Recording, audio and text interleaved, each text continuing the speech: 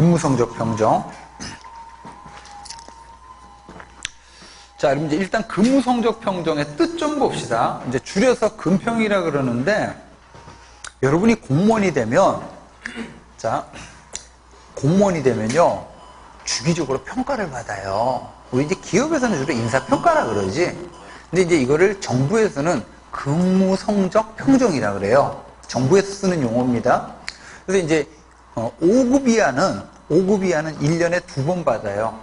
그래서 1월 달부터 6월 달까지 쭉 지켜본 다음에 6월 말에 한 번 평가를 받고, 또 7월 달부터 12월 달까지 쭉 이제 지켜본 다음에 12월 말에, 그래서 이제 5급 이하는 1년에 몇 번? 2번. 자, 주로 누가 평가합니까? 상급자가요. 상급자가 평가를 해요. 이걸 이제 근무성적 평정이라고 합니다. 자, 그래서 근무성적 평정의 뜻. 개별 공무원의, 자, 근무 실적 동그라미. 근무 능력 동그라미. 근무 태도 동그라미. 이게요, 근평의 3대 평가 요소예요. 자, 뭐를 본다? 개별 공무원의 일정 기간 동안의 근무 실적과 근무 능력과 근무 태도를 평가하는 거예요. 자, 이렇게 해가지고 뭐 하려고? 자, 다양한 인사행정의 기준으로 활용을 하는 거죠. 그래서 근평을 했더니 점수가 잘 나왔어. 이런 애 어떻게 해야 돼요? 뭐 보너스를 더 주거나 승진을 시키거나. 자, 근평을 했는데 점수가 안 나왔어. 이런 애 어떻게 해야 돼요? 집에 보내야죠. 바로 보내진 않아요. 뭐 예를 들어가지고 부족한 거를 메울 수 있는 기회, 뭐 교육훈련을 시킨다든지, 응? 그래도 안 된다. 그럼 어떻게 해야 돼? 속아내야지. 뭐 공직이 무능력자의 집합체는 아니잖아요.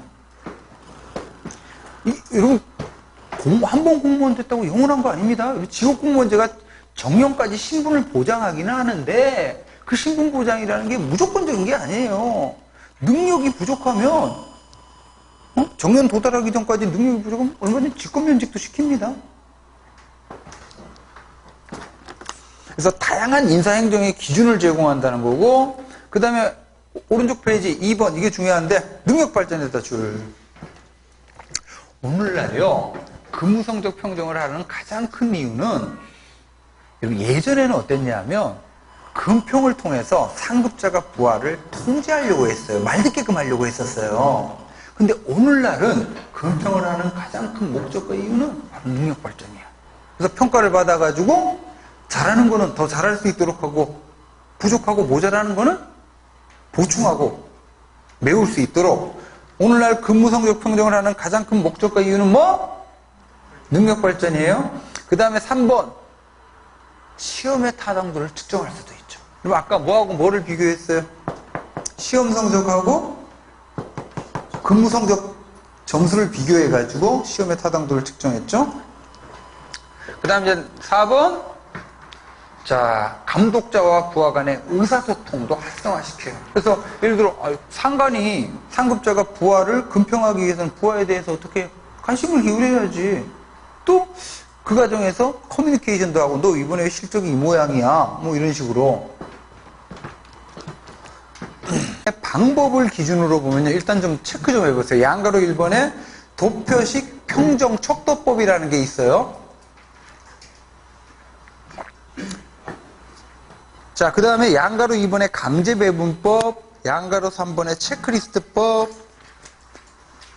그 다음에 넘기시면 양가로 5번에 이제 목표관리 평정법, MBO 이런 것들이 있는데, 자, 돌아오세요. 자, 이제 근무 성적 평정을 하는 가장, 그러니까 방법을 기준으로 봤을 때 가장 일반적인 방법이 도표식 평정 척도법이라는 거예요. 이건 말 쉬워요. 자, 평정 척도 하면 뭐 떠올라요? 평가 등급을 말해. 평정 척도. 뭐 대표적으로 학점 A, B, C, D. 응? 1, 2, 3, 4.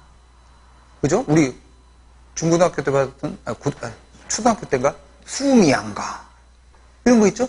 이게 대표적인 뭐예요? 평정 척도야. 그러니까 평정 척도가 들어가 있는 도표를 통해서 평가를 하는 거거든요. 이게 이제 가장 많이 쓰이는 근무 성적 평정의 방법인데, 자, 동그라미 1번 보세요. 자, 한편에는 평종 요소에다 형광펜. 여러분, 자, 평종 요소 아까 3대 평가 요소가 뭐라 그랬죠? 실적, 능력, 태도죠. 그래서 한쪽 편에는 평가 요소가 나열되고, 자, 두 번째 줄 나열하고 다음에 끊고, 다른 한편에는 각 평종 요소마다 우열의 등급, 이게 바로 평종 척도라고. 아까 얘기했던 수미양과 같은 거. 이렇게 해가지고 이제 평가를 하는 건데, 여러분이 공무원이 되면 이제 이런 방식으로 합니다. 그래서 뭐 예를 들자면, 이렇게 표가 만들어져요. 평종표가.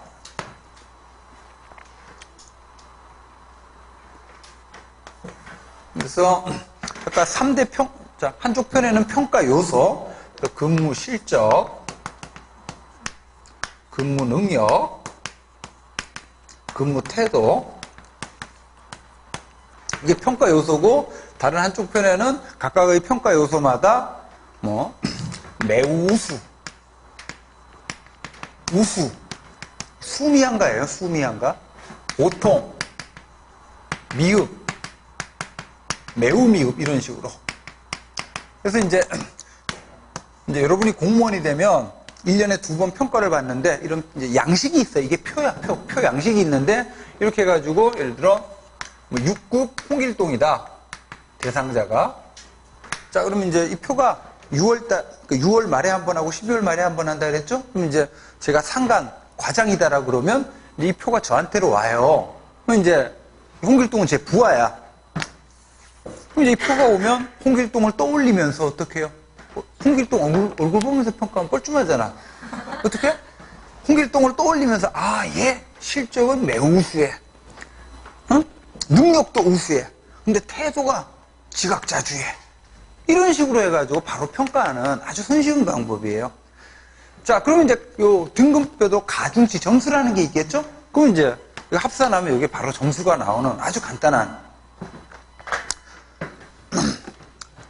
자, 그래서 동그라미 3번에 보시면 두 번째 줄에 가장 보편적으로 사용되는 방식이고, 현재 우리나라 5급 이하 공무원 평종에서도 사용되고 있는 방식이, 자, 이름이 이런 걸 이제 이름 반복을 자꾸 해서 익히는 거죠, 뭐. 자, 내용 각주 까맣게 1번 보시면요. 이 도피지 평종 척도법에 장단점이 있는데, 장점은 동그라미 1번 끝자락에, 자, 이게 최대 장점이야. 동그라미 1번 끝자락에 평종표 작성이 빠르고 쉽고 경제적이다라는 거. 자, 근데요, 문제점이 있어요. 단점. 자, 줄 치세요. 자, 이게 가장 큰 문제점인데, 줄 치면 평종 요소와 등급의 추상성이 너무 높아요. 지금 여기 보세요. 여기요. 자, 실적, 능력, 태도 이렇게 평가 요소를 나눴죠. 그 다음에 등급을 매우 우수, 보통, 미흡 이렇게 나눴죠. 근데 이렇게 하다 보면 어디서부터 어디까지가 매우 우수고 그냥 우수인지에 관한 명확한 기준선이 있어요, 없어요? 없죠. 평종 요소와 등급의 추상성이 너무나 높아. 그러다 보면 아무래도 평가자에 뭐가 개입될 소지가 커요? 주관이나 자의적인 판단이 개입될 소지가 커요. 그래서 계속해서 줄치면 자의적 해석에 의한 평가가 이루어지고, 자, 연쇄효과, 집중화, 간대화 등의 오류가 많이 발생해요. 줄쭉. 자, 그래서 이제 세 장을 넘겨보세요. 3장 넘겨보시면, 이 금평 파트에서 시험 문제 가장 많이 나오는 게 오류야, 오류. 자, 이 근무성적 평종이라는 게 상사가 부하를, 사람이 사람을 평가하다 보니까 아무래도 어떻게 해요? 각종 오류가 개입되기가 쉽거든요. 자, 그래서 이제 금평에서 이제 나타나는 가장 큰 오류가 1번이야. 연쇄효과. 다른 말로 후광효과. 이거 영어로 체크하세요. 헤일로 에펙트. 헤일로에다 동그라미.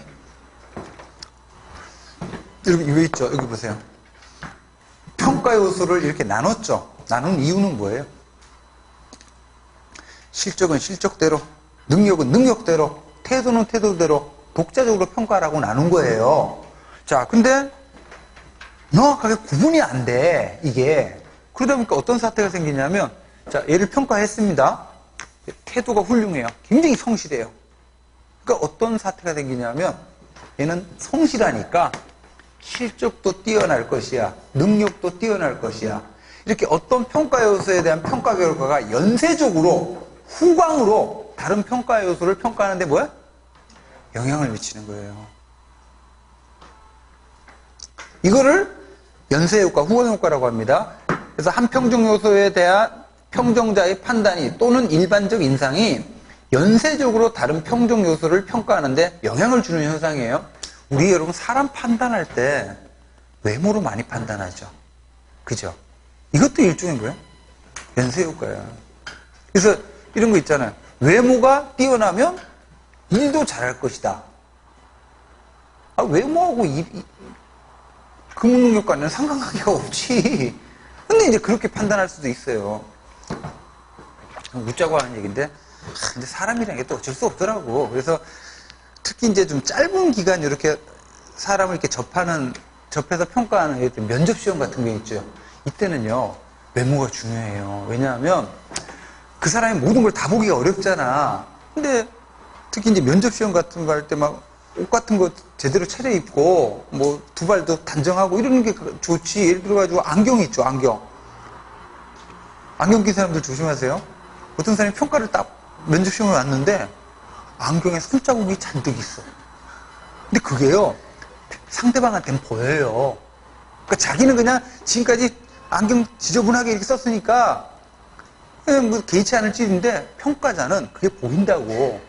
그럼 걔는 어떤 식으로 판단할 수 있어요? 일처리. 그런 식으로 흐리멍텅하게 한다라고 판단된다고.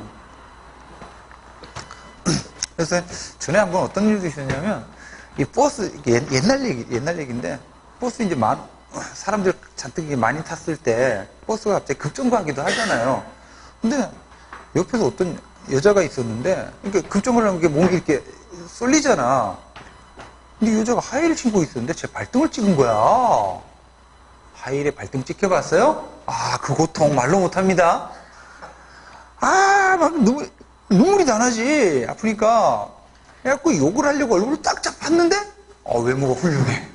그 순간 어떻게 해요? 막, 용서가 되지? 이러면 안 된다는 얘기야. 뭔 말씀인지 알겠죠? 자, 연쇄효과, 후광효과. 자, 두 번째 줄. 이게 어디서 많이 발생한다고요? 도표식 평정 척도법에서 많이 발생합니다. 자, 이 연쇄효과, 후광효과를 방지하기 위해서 쓰는 방법이 세 번째 줄 치시면 체크리스트법, 강제 선택법이라는 방법을 써요. 이건 좀 이따 할 거고. 자, 그 다음에 이제 2, 3, 4는 옆으로 묶으세요. 관대화, 엄격화, 집중화. 자, 이거는 이제 교수님들이 학점 줄 때 100명의 학생이 있어요. 근데 관대화, 지나치게 점수 후하게 주는 거지. 그래서 100명 가운데 90명한테 다 A 학점 주는 거. 자, 엄격화는 반대죠? 지나치게 점수 짜게 주는 거. 그래서 100명 가운데 90명에게 CD 학점으로 까는 거죠. 그래서 성적표 보면 막 시들시들하지. 자, 집중화는 이래도 욕먹고 저래도 욕먹죠? 그러니까 이제 무난하게 B 학점 90명한테 주는 거. 그러니까 이제 이 통계에서 성적 분포가 이렇게 정규 분포를 그려야 되는데, 이 관대화, 엄격화, 집중화가 나타나면 특정 부분에 지나치게 쏠려있는 현상이죠. 자, 그 다음에 이제 5번에 규칙적 오차는 이러는 겁니다. 우리나라 금평을 이렇게 하거든요. 자, 여기 이제 나라는 공무원이 있다. 나야. 나트륨 아니야. 나라는 공무원이 있다 그러면, 자, 이 사람의 직속 상사, 과장이 있고, 그 위에 국장이 있어요. 근데 우리나라는 이중평정이라는 걸 해요. 그래서 과장이 한 번 평가하고, 그래서 이제 과장을 1차 평가자, 그 다음에 국장이 또 한 번 평가해요. 2차 평가자. 그래서 이제 얘를 평정자, 확인자라고도 합니다.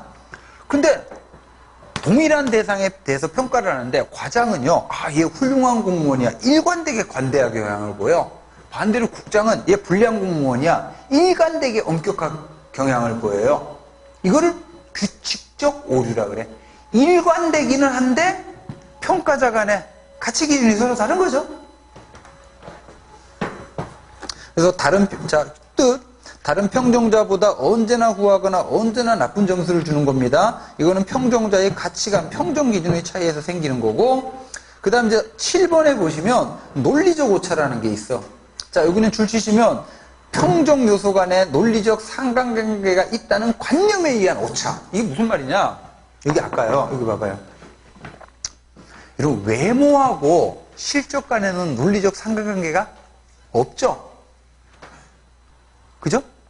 근데 외모가 훌륭하니까 일도 잘할 것이야. 이거는 연쇄효과예요.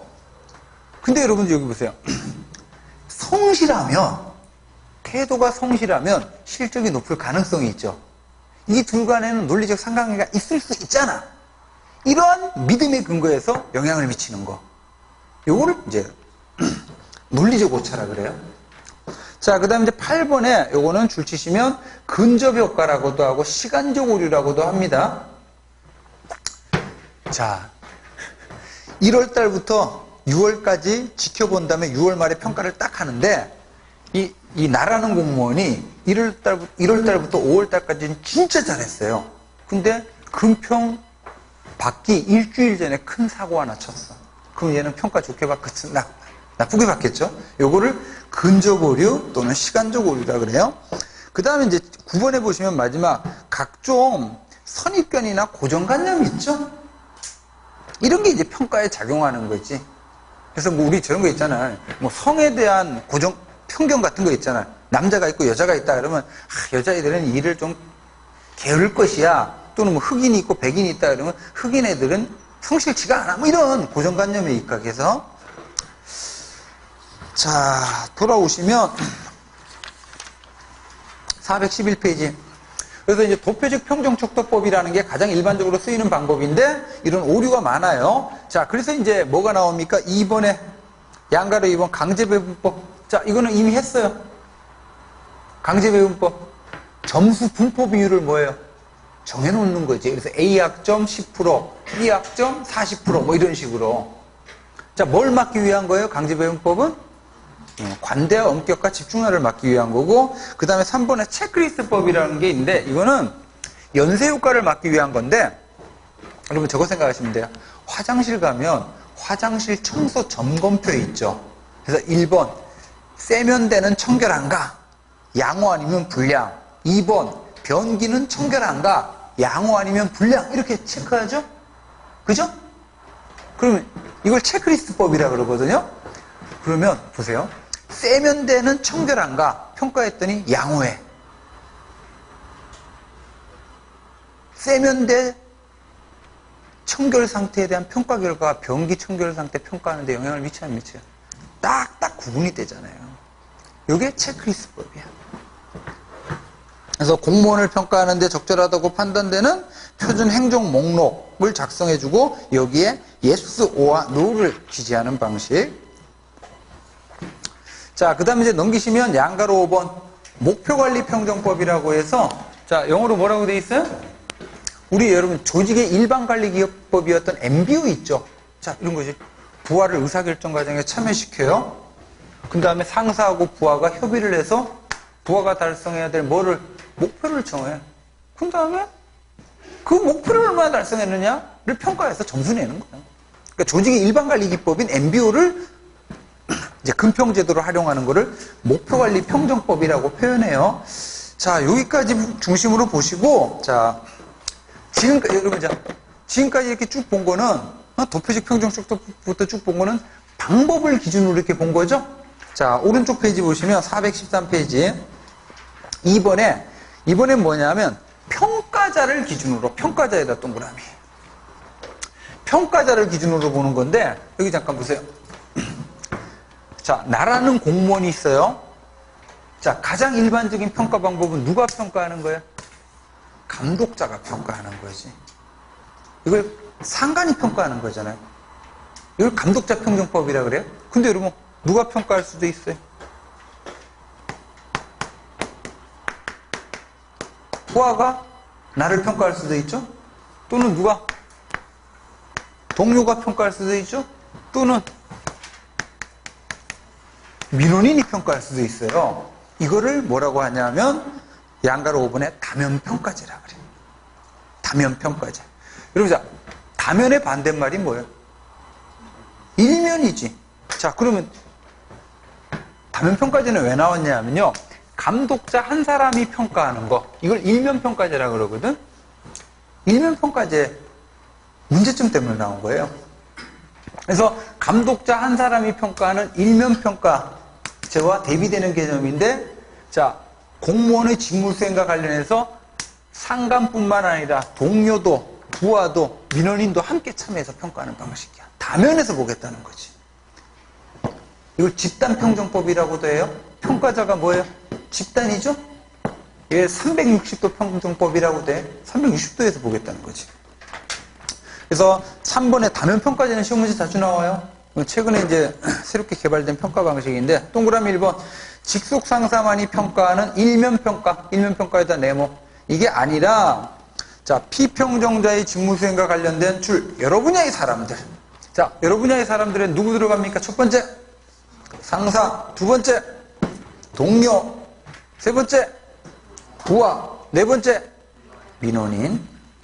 자, 최근에 이 다면평가제가 뜨는 이유가요, 일면평가보다 뭐가 높아요? 평정의 공정성, 신뢰성, 객관성이 높아요. 그럼 일면평가를 하다 보면 평가하기 직전에 제가 과장한테 윗보였어. 그럼 아무래도 불공정하게 평가될 가능성이 크죠? 자, 줄쳐져 있는 건데, 상급자에 의한 일방평가보다 평가의 공정성, 객관성, 신뢰성을 높일 수 있는 방법입니다. 그래서 그 내용각주 까맣게 1번 보시면 우리나라의 이제 공무원 성과평가 등에 관한 규정에서도 다면평가제라는 게 규정이 되어 있습니다. 자, 넘겨보시면, 자, 표에 다면평가제의 장단점. 자, 장점은 동그라미 1번 방금 본 얘기야. 평가에 참여하는 소수인의 주관과 편견, 또 개인 간의 편차를 줄여서 평정의 객관성, 공정성을 높인다는 게 이게 최대 장점이고, 잠깐만. 현대 인사행정에서 근무성적 평정을 하는 가장 큰 이유는 아까 능력 발전이라고 그랬죠. 그죠? 그러면 자, 근무성적 평정이 능력 발전에 쓰이려면 내가 그 평가 결과를 뭐 해야 돼요? 받아들여야 되죠? 수용성이 높아야 돼요. 그러기 위해서는 평가 자체의 객관성, 공정성이 있어야 되겠지? 그래서 동그라미 4번 줄 치시면 평가 결과의 수용성이 높아서 구성원이 뭐 하는 데 써요? 자기개발, 능력 발전하는 동기유발이 이루어지고, 그 다음에 동그라미 3번도 중요해. 여러분, 이 다면평가제는 직권적인 평가야, 분권적인 평가야? 분권적인 평가제는 누가 평가해요? 부하가 상사를 평가하거든. 전통적인 관료제는 뭡니까? 집권화된 구조죠? 위에서 아래를 평가하는 거잖아요. 그래서 이제 이 다면평가제는 반계층제, 그러니까 팀제 같은 조직이 있죠. 팀제. 이런 조직에서 쓰이는 건데, 그래서 3번, 분권적인 평가를 하는데 유리한 조건을 형성합니다. 그래서 팀워크가 강조되는 현대사회의 조직 유형, 팀제에 부합하는 거예요. 전통적인 관료제 구조에서 이거는 적합하지가 않습니다. 그래서 여러분, 우리 전에 팀제 같은 데는 팀장을 팀원들이 평가하기도 하고, 동료 팀장이 평가하기도 하고, 민원인이 평가하기도 하는 거죠. 자, 네모 3번 갑시다. 우리나라의 근무성적 평정제도인데, 자, 법령 이름 알아주세요. 우리나라의 근무성적 평정의 근거법은 공무원 성과 평가 등에 관한 규정이야. 이게 대통령령으로 제정이 돼 있어요. 공무원 성과 평가 등에 관한 규정, 대통령령. 자, 여기서, 자, 오른쪽 페이지 보세요. 크게, 자, 우리나라의 근무성적 평정제도는 이원화되어 있는데, 자, 뭘 기준으로 하냐면 급을 기준으로 봐요. 4급 이상의 공무원에 대해서 적용되는 금평의 이름이 1번 제목, 성과, 계약 등 평가라 그래요. 명칭이 중요해. 자, 4급 이상 공무원, 주로 조직의 고위직이죠?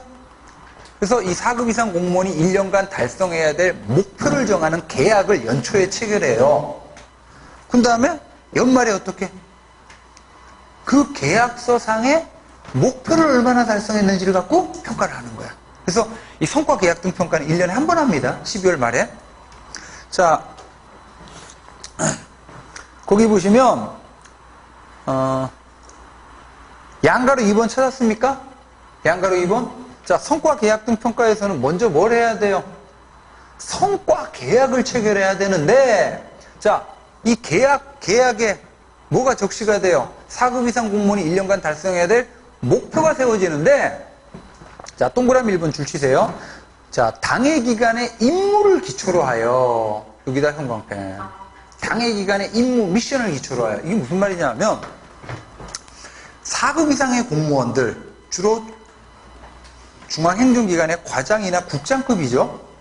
과장이 아까 4급, 1상급이 국장.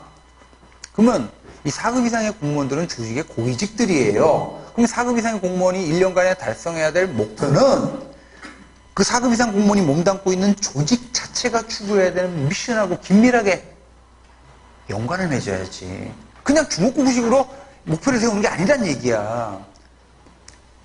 국과장, 그러니까 실국장이나 아니면 과장급이다 보니까,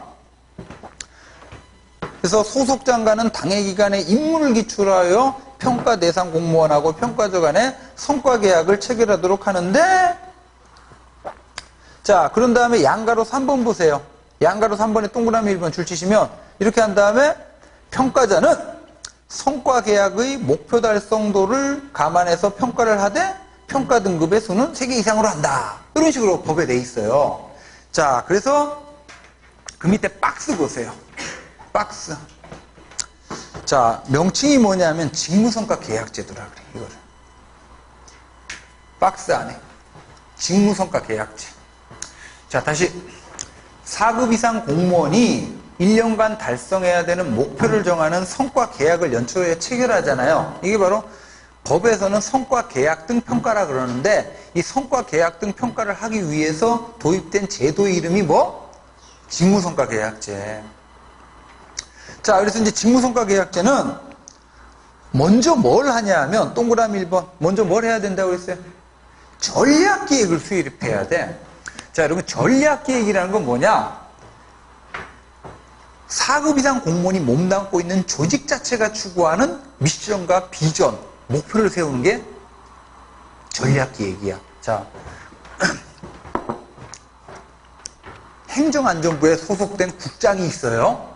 그러면 이 행정안전부에 소속된 국장이 1년간 달성해야 될 목표를 세우려면 바로 이 국장이 소속된 행정안전부라는 조직 자체가 추구하는 궁극적 미션과 비전이 뭔지를 먼저 세워야 돼. 이 작업 이름이 뭐? 전략기획이에요. 자, 이렇게 해서 행정안전부라는 조직의 기관의 미션과 비전이 세워지면 그 다음에 이 미션과 비전으로부터 뭐를 도출해요? 동그라미 2번. 4급 이상 공무원 개인의 성과 목표가 세워져요. 자, 이거 좀 중요한 표현인데 동그라미 2번에 맨 밑에 줄 보시면 목표 수립이 하향식으로 이루어져. 탑다운. 다시 읽어보세요. 기관의 목표, 미션을 먼저 세운 다음에 이 기관의 미션, 목표로부터 뭐를 도출해요? 4급 이상 공무원이 1년간 달성해야 될 개인의 목표를 도출한단 말이야. 목표 설정이 어때요? 탑에서 세워지면서 밑으로 스며드는 거죠? 탑다운 목표 설정이라고 그래. 나중에 이건 굉장히 좀 자세하게 할 거예요. 자, 넘겨보시면 이번에는 416페이지. 자, 5급 이하의 공무원에 대해서 적용되는 금평의 이름이 이번에는 뭐죠? 명칭. 근무 성적 평가예요. 이름이. 다시. 우리가 이제 제도를 통칭해가지고 근무 성적 평정이라 그러고, 근무 성적 평정을 다시 둘로 나눠가지고 4급 이상은 이름이 성과 계약 등 평가, 5급 이하는 근무 성적 평가 이렇게 표현한다고. 근무 성적 평가는 몇 번 합니까? 1년에 2번 해요. 상반기에 한 번, 하반기에 한 번. 자, 양가로 1번 근무 성적 평가의 항목 보세요. 첫 번째 줄 근무 실적 동그라미, 직무 수행 능력 동그라미, 기본 항목에다 네모. 자, 근무 성적 평가에서는 뭐가 기본 항목이에요? 실적과 능력이 기본 항목이야. 그리고 두 번째 줄 끝자락에 직무 수행 태도 동그라미.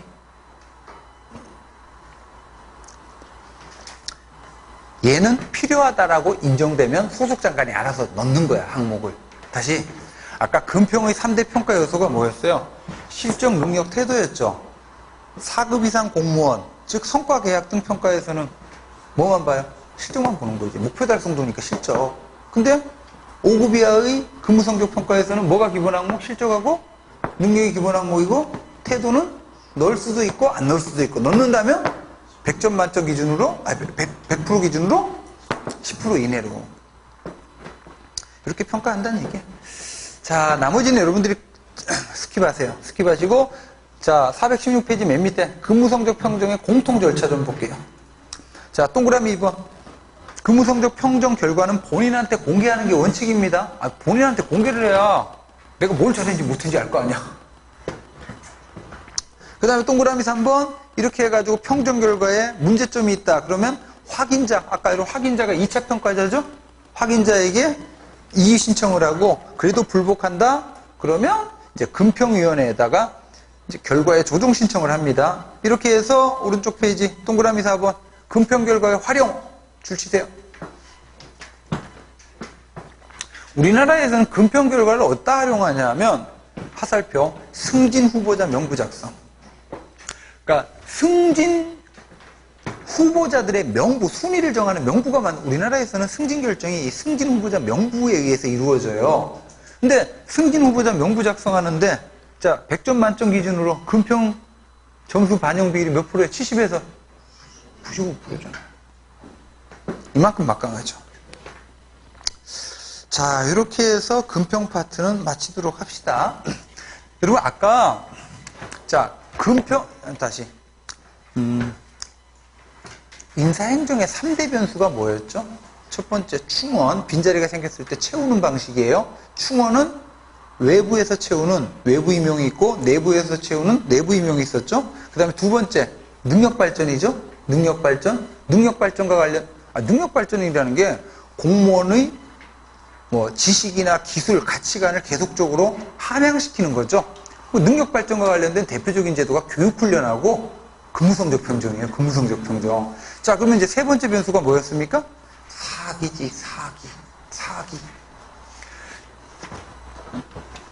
자, 여기서부터는 잠깐 쉬었다가 계속합시다.